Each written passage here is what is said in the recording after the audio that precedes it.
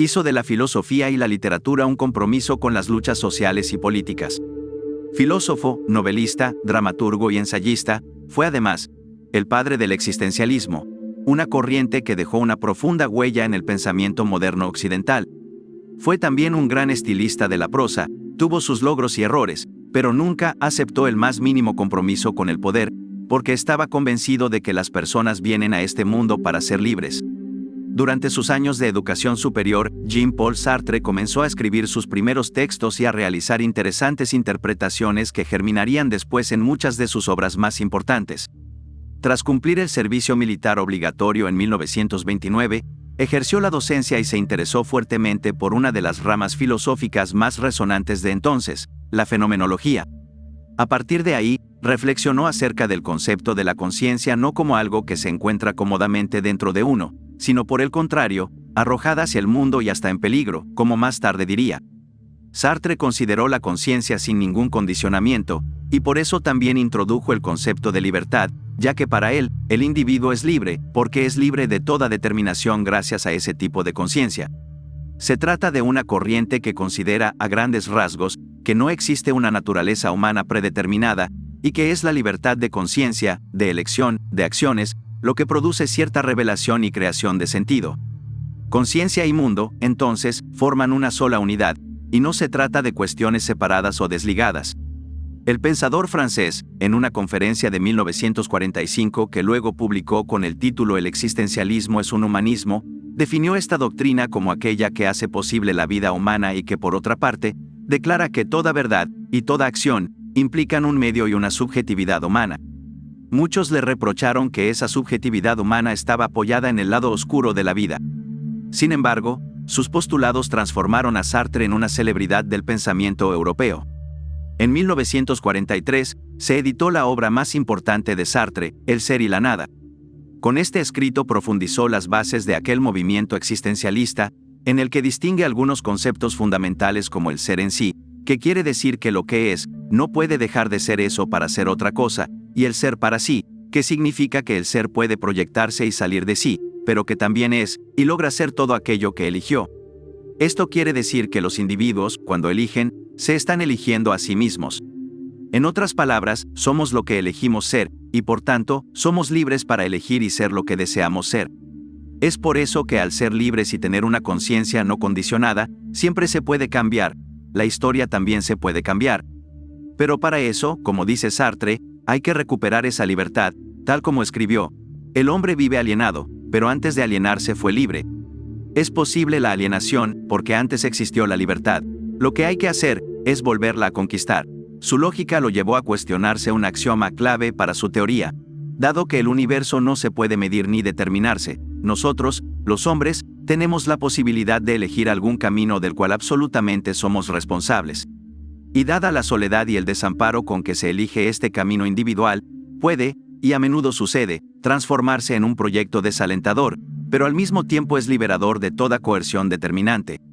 Sostuvo que la existencia precede a la esencia, que el infierno son los otros y que el hombre es una pasión inútil.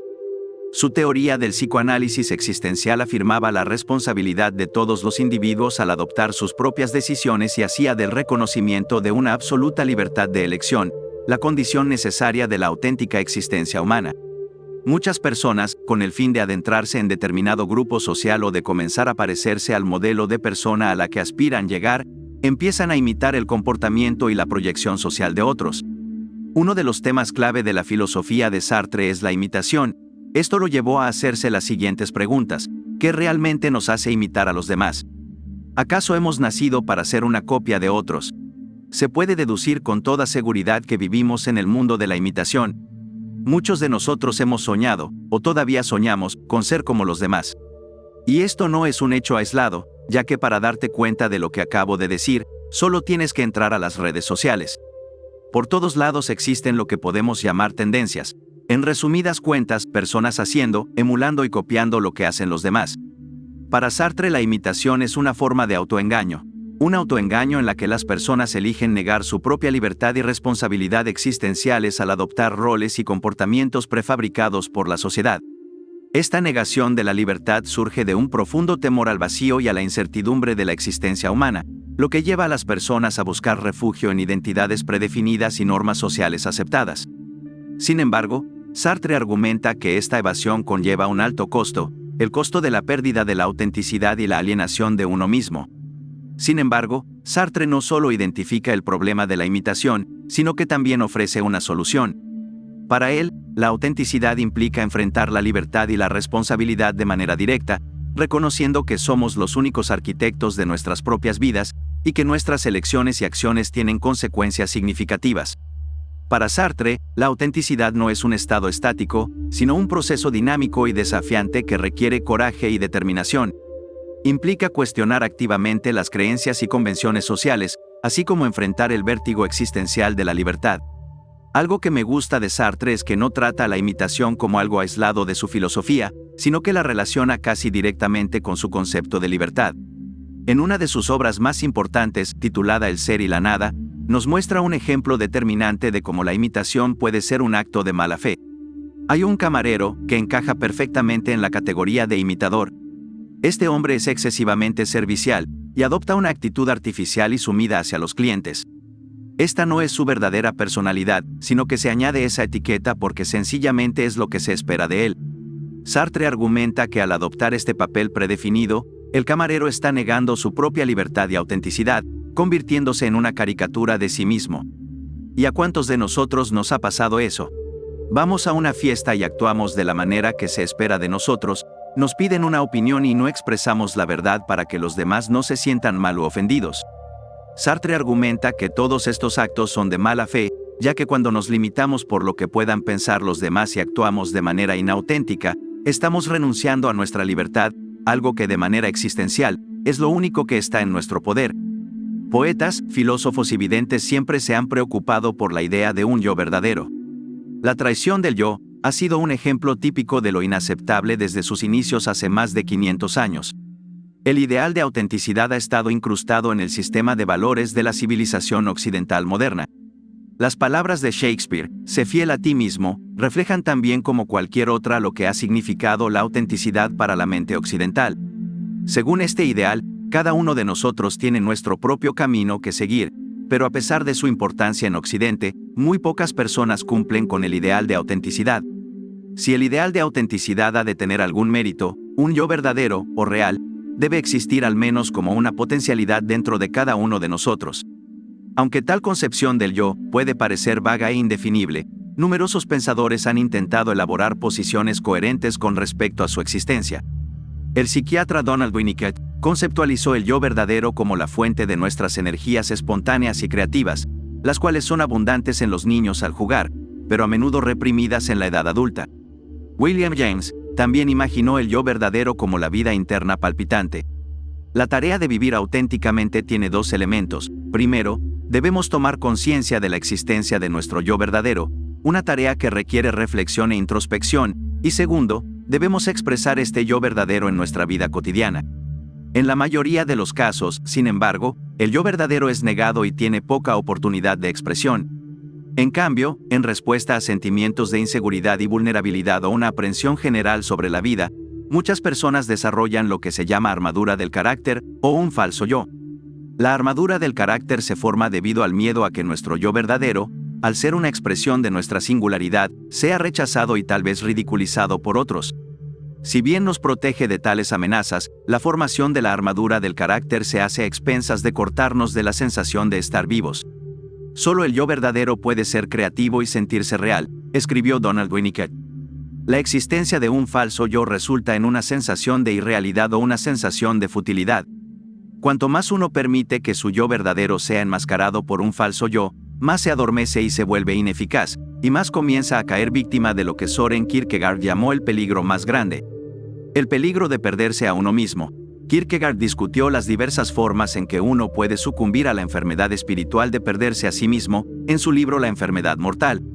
Una de las formas principales es suprimir el yo real, es el identificarse de forma extrema con la sociedad, en lugar de enfrentar el desafío de vivir auténticamente, es decir, de manera individual y creativa.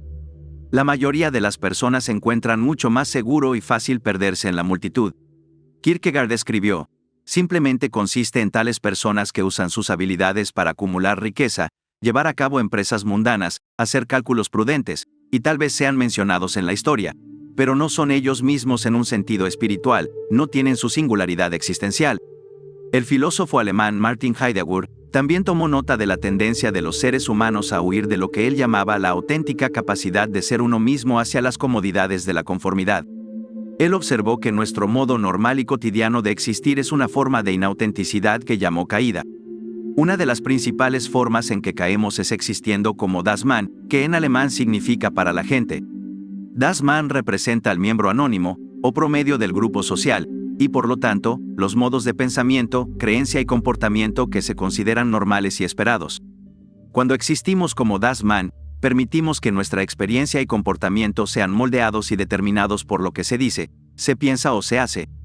Para liberarnos de nuestra tendencia a pensar, comportarnos y vivir para la gente, Heidegger aconsejó que transformemos la actitud que tenemos hacia la muerte. Generalmente, no enfrentamos nuestra propia muerte, sino que en su lugar la hemos ayudado de muchas maneras.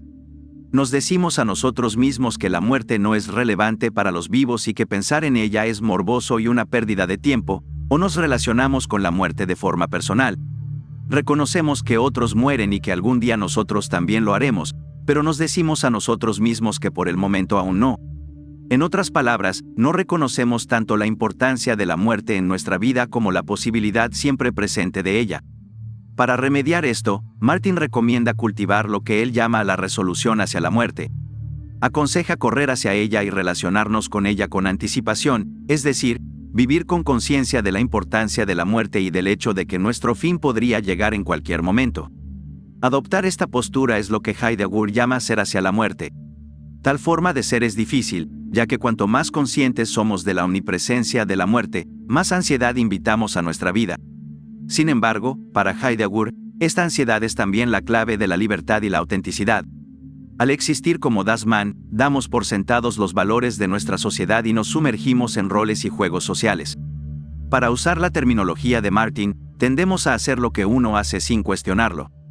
Cuando estamos dominados por un estado de ánimo de ansiedad, por otro lado, las formas del mundo ya no nos parecen normales y familiares, sino extrañas, incomprensibles y carentes de sentido. Nuestros pensamientos sobre lo que uno hace y por lo tanto, lo que se espera de nosotros, parecen absurdos y tienden a desaparecer, y quedamos libres para reflexionar sobre lo que más importa para nuestra existencia, para elegir nuestro propio camino original, en resumen, para vivir auténticamente. O como escribió Heidegger en Ser y Tiempo, la ansiedad estimulada por el ser hacia la muerte me individualiza hasta a mí mismo. Sin embargo, él no pensaba que pudiéramos escapar del agarre de das Man, de una vez por todas. Una existencia auténtica no es algo que se pueda lograr y olvidar, sino que nuestra tendencia arraigada a la conformidad requiere que enfrentemos este desafío de nuevo cada día, y aunque la mayoría se encogerá de esta tarea, los pocos que la acepten serán grandemente recompensados, porque como escribió el poeta Estlin, ser nadie más que tú mismo en un mundo que está haciendo su mejor esfuerzo día y noche para hacerte ser como todos los demás, significa librar la batalla más difícil que puede librar cualquier ser humano. Para terminar, Chandra Jain, quien fue un líder espiritual y maestro de la meditación nacido en India, en su obra Inteligencia, la respuesta creativa a la hora, escribió lo siguiente sobre la imitación. Eso es lo que le ha sucedido al hombre, imitación, imitación, imitación. El hombre ha perdido completamente la visión de su propia realidad. La gente zen dice, busca tu rostro original, descubre tu autenticidad. Si no sabes quién eres, siempre serás algo accidental. Tu vida será una larga serie de hechos accidentales, y suceda lo que suceda, nunca será satisfactoria. El descontento será el único sabor de tu vida. Puedes verlo a tu alrededor. ¿Por qué tantas personas parecen tan apagadas, aburridas, simplemente pasando los días de alguna forma?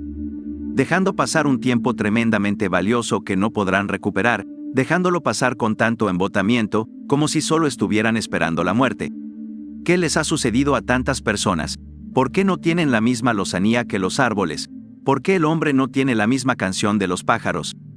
¿Qué les ha sucedido a los seres humanos? Ha sucedido una cosa, el hombre ha estado imitando, el hombre ha estado intentando convertirse en otro. Nadie está en su propia casa, todos están llamando a la puerta de otro, de ahí el descontento, el embotamiento, el aburrimiento, la angustia. Una persona inteligente tratará tan solo de ser ella misma, cueste lo que cueste. Una persona inteligente nunca copiará, nunca imitará, nunca será un loro. Una persona inteligente escuchará su propia llamada intrínseca, sentirá su propio ser y actuará en consecuencia, no importa el riesgo que eso entrañe. Pero esto conlleva un riesgo, ya que cuando no copias a nadie, estás solo, y la soledad de por sí es un riesgo. Pero la vida solo les sucede a los que viven peligrosamente. La vida solo sucede a los que son aventureros, a los que son valientes, casi temerarios. Solo a ellos les sucede la vida. La vida se diseñó para los que se arriesgan, y nunca les sucederá a las personas tibias. Tuya siempre será la decisión de qué camino tomar.